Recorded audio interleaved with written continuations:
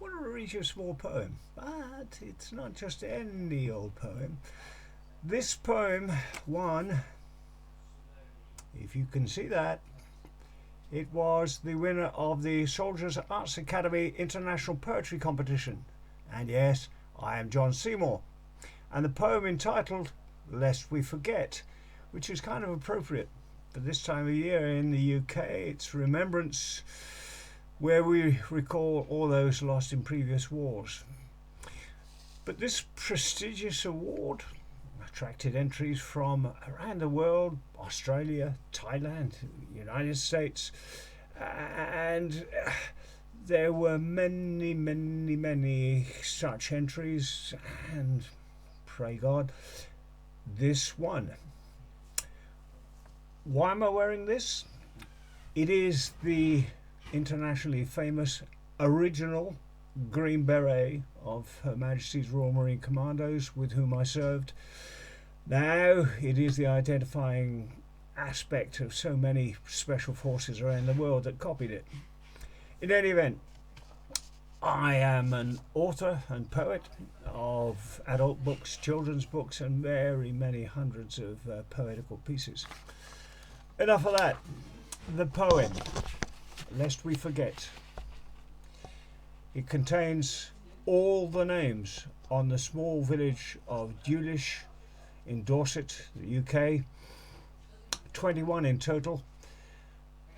A small community of only 300 odd in the time referred to, the First World War, and so the loss of so many from such a small community would have been catastrophic. Lest we forget. Who now will speak for those lost souls whose ashen faces stare? What breath is heard upon their fate as stirs the saddened air? What news of Daniels, Dory, Foote? Has aught been said of Lee? Does no one person know of them that once were known to me? Who tell their tale and say what chance or deed of valour lay their careless hand of death's cold touch upon their final day? How anguished were those fleeting hours! How dimmed their parting sight! What fear or sorrow did they hold in life's last fading light?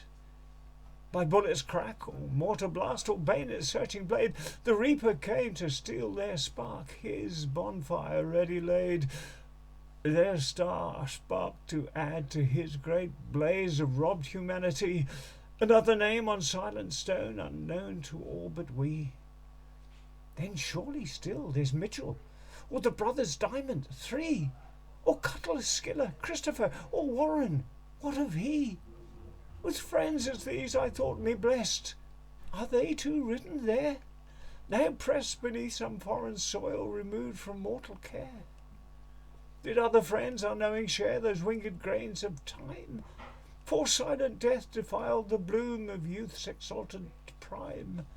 Since unremarked life's moments pass, dissolve and soon forgot, till fortune points a man's last hour as the same as one that's not. So all are lost, while I remain and mark each passing day. The life they treasured come for me as dead as now they lay, that greatest prize, denied their grasp, made worthless in my hand, while I survive to tread alone the path upon this land. For Burgess, Dennett, Honeybun, and Purchase, Samways, all leave here the echo of their days, and hear their shadows fall.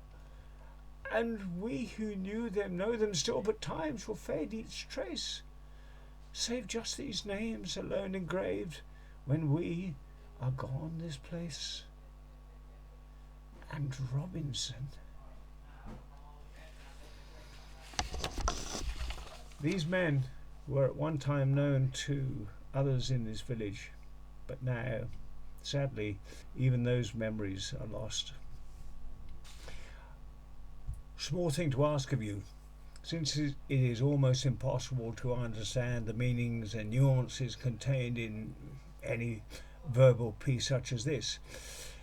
Run it again, see what you think. There is a great deal there that you might take from a second hearing.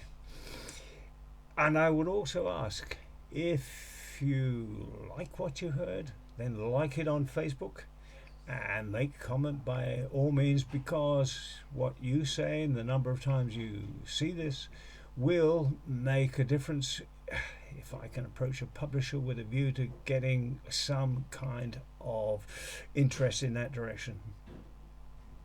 Thank you.